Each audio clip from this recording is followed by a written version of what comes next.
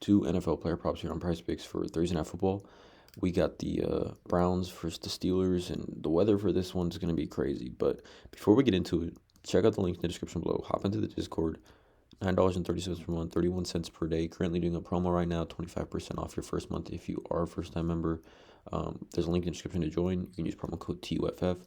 Gets you 20% off your first month. Comes out to like $7. Super hot, positive community. Everyone in there just trying to help each other cash. Also, you guys follow me on Twitter at ToughPicks. I'm posting daily plays of the day over there with full write-ups. Kobe White missed for us last night over on the Twitter play of the day, but nonetheless, trying to keep my Twitter growing each day. So again, follow me there for daily plays of the day. The plays of the day on Twitter will be separate from the YouTube plays. Also, Daily Grand Fantasy, you guys, the DFS Optimizer, again, a tool that I do use every day to add plays into my parlays. You can get 25% off your first month over at DG Fantasy. Link in the description to join, and then you can use promo code TUFF, tough. Gets you 25% off your first month. But again, it does all the hard work for you. Like this soccer prop here, Oddson Edward, under 0.5 shots on target. Again, it's not listed on any other sportsbook, but it's on BetOnline at 0.5 minus 133. It's on PrizePicks at 0.5. So again, if you can get a prop on PrizePicks that's minus 133 on the under on books, right? That's value, 53.92% odds to hit. Also for fantasy scores, because traditional sportsbooks or major sportsbooks don't offer fantasy score lines, Daily Grand Fantasy does all the work for you and generates what a fantasy score line would be if Caesars did offer one. Combining its points, rebounds, steals, blocks. And on Caesars, it should be 23. It's on PrizePicks at 25, 56.19% odds to hit. So again, this updates in real time, you guys. Obviously, a ton of plays on the board currently. Whether you're an underdog, a parlay play, sleeper, they got to optimize it for you as well. So link in the description, promo code TUFF, 25% off your first month. But let's get into these two plays here. Again, weather should be a factor here tonight, I think. I mean, we're looking at cloudy this morning with periods of light rain in the morning, rain, snow this evening, becoming windy with rain showers late. So again, it's been known for about a week now that weather should be affecting this game, and it probably is going to be affecting this game. But again, at the same time, we've seen weather affect games, or apparently supposed to affect games, and it doesn't really affect it. So again, NFL football is weird, but I'm expecting weather to play a role here tonight, which is kind of my thought process in both of these plays here for this video. But let's not waste any time. Let's just get right into it. So the first play I'm looking at is going to be rush attempts. It's going to be Jaylen Warren. Both these plays actually be the RB2s for each team, but Jaylen Warren over 9 rush attempts. We look at this spot. Like I said, weather is going to be a factor, and also on Thursday Night Football, short weeks, we've seen running back or RB2s, or essentially two running backs, get some more volume than they would normal on a short week. And Jaylen Warren rush attempts this season with Russell Wilson at quarterback, he's had at least 9 in every single game, right? At least 9, which again, if we can get with the weather and then with the short week, I think we can expect 9 plus, right? So 12, 9, 14, and 9. And we look at running backs game log this season on Thursday Night Football, right? With 4 plus rush attempts, we've seen, decent amount. I mean, we've seen, let's just see actually. Thursday Night Football, what are we in? We are in week 11, I believe, 12. 15 different running backs have cleared this line of 9 plus. But again, I would say more than any other team in the NFL, like when we talk about running backs, Jaylen Warren is more like a RB1 kind. I mean, we know our Najee Harris is going to get volume, but like Jaylen Warren gets his snaps. Like we look at the snap count. Since Jaylen Warren came back from injury, 37, 51, 39, 45, and 33. So like he's going to get his touches, and again, if he's on the field, he's probably going to get touches, right?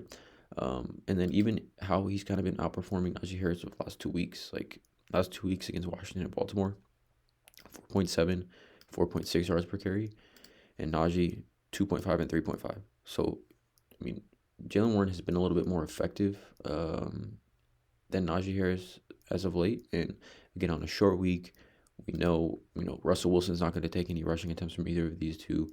He's over 8.5, minus 128 on FanDuel, which is interesting that it's already bumped to 9 on PrizePicks. So you kind of could see that underlying vibe there as far as just PrizePicks already bumping this to 9. But again, if you take a look at the last 4 with Russell Wilson, 12, 9, 14, 9, averaging 11. Given the weather is absolutely horrible, right? There's not going to be any major passing games, I think, for any team. Again, we're getting wins as well. And then the short week, right? We know on the short week, teams love to use 2 running backs just because, running backs just on a short week haven't had enough time to rest up and heal.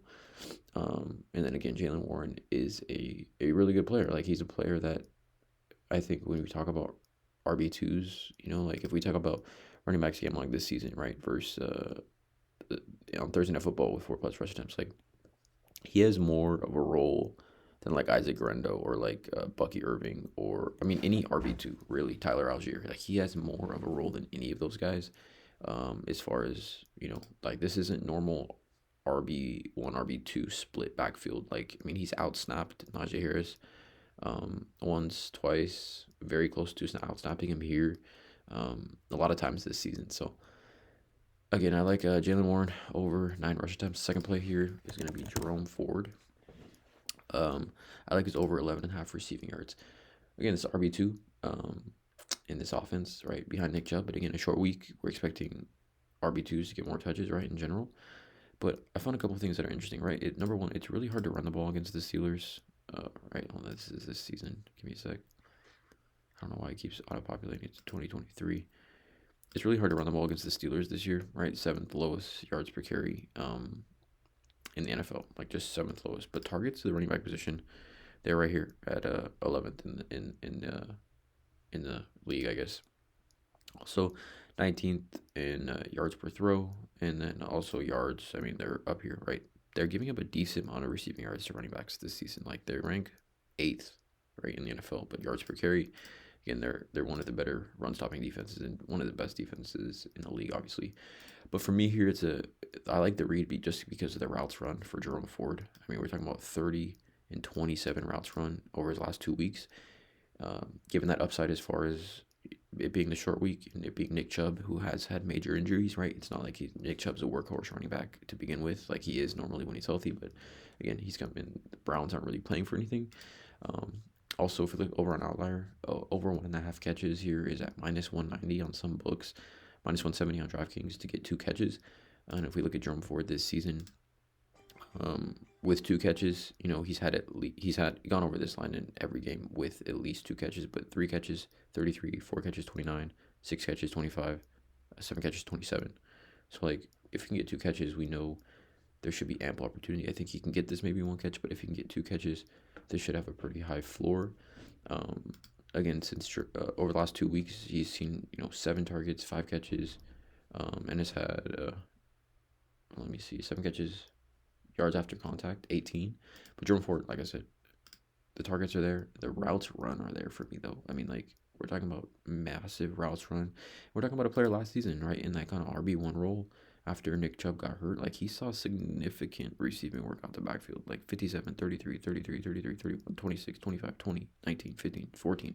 Like, he's a receiving back, and that's kind of really, if he does see the field, that's how he's kind of playing, right? Like, this season, he's in the last 2 weeks, right? 2 rushing attempts, 5 rushing attempts, but 30 and 27 routes run. So, like, when he does see the field, he's running routes, which, again, the upside at 11.5, to me, is an elite value, honestly. And then we look at running backs, players game log this season versus the Steelers with 2+ catches, right? You can see the hit rate on this line. 9 of 11 running backs with 2 catches have hit this line.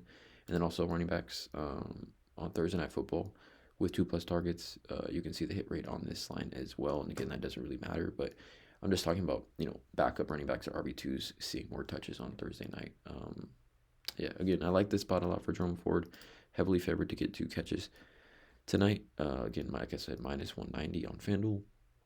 And if we go back, like I said, over in every single game this season with 2 catches. And then if we go back to last season as well, I mean, 2 catches, 11+ catches, 11+ receiving yards in every game with 2 catches last year as well. All right, 2 player props, YouTube, Thursday Night Football. Please drop a like, hit that subscribe button. As always, let's cash.